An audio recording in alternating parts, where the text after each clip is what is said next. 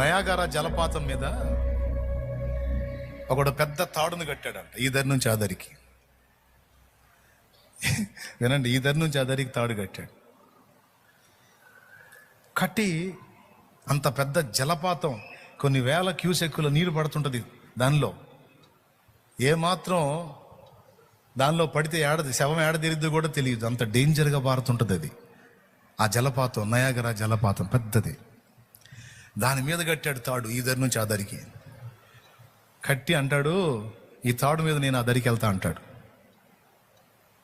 జనాలు ఆ పక్క ఈ పక్క ఫుల్ వచ్చి ఉన్నారు చూస్తానికి. వెళ్ళాడు, ఆ తాడు మీద నడుచుకుంటూ ఆ దరికి వెళ్ళాడు. మళ్ళీ నడుచుకుంటూ ఈ దరికి వచ్చాడు. నేను మళ్ళీ వెళ్ళగలను, ఎంతమంది నమ్ముతున్నారా అన్నాడు. అందరూ చేతులు ఎత్తారు, నమ్ముతున్నావు, నువ్వు వెళ్తావు. వెళ్ళటమే కాదు, ఆ తాడు మధ్యన నేను తల తాడు మీద ఆనిచ్చి పైకి లెగుస్తాను అన్నాడు. దీన్ని ఎంతమంది నమ్ముతున్నారంటే, నడిచినోడివి నువ్వు ఆ పని కూడా చేస్తావు, నమ్ముతున్నావు అన్నారు. నిజంగానే పోయాడు, తాడు సెంటర్కి పోయాడు, తల తాడు మీద ఆనిచ్చాడు, లేచాడు. ఆ ఏమాత్రం బ్యాలెన్స్ మిస్ అయిందంటే కింద పడతాడు, శవం దొరకదు, ఇక వెతకటం కూడా వేస్ట్. నిలబడ్డాడు, అట్లనే నిలబడి మళ్ళా దిగి మళ్ళీ అటు బయట వచ్చాడు. నేను మళ్ళీ తాడు మీద వెళ్ళగలను, ఎంతమంది నమ్ముతున్నారు అన్నాడు. అందరూ చేద్దారు, నమ్ముతున్నామని. నేను ఒక వ్యక్తిని భుజాన్ని ఎక్కించుకొని కూడా దీని మీద నడవగలను, ఎంతమంది నమ్ముతున్నారు అన్నాడు.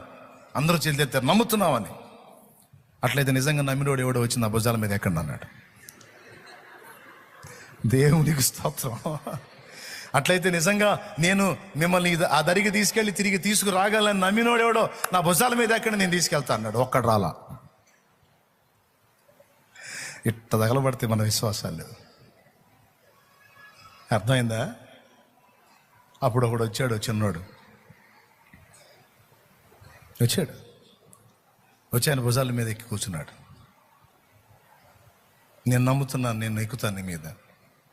తీసుకెళ్ళి తెచ్చాడు ఆ చిన్నోడిని. తీసుకొచ్చాడండి.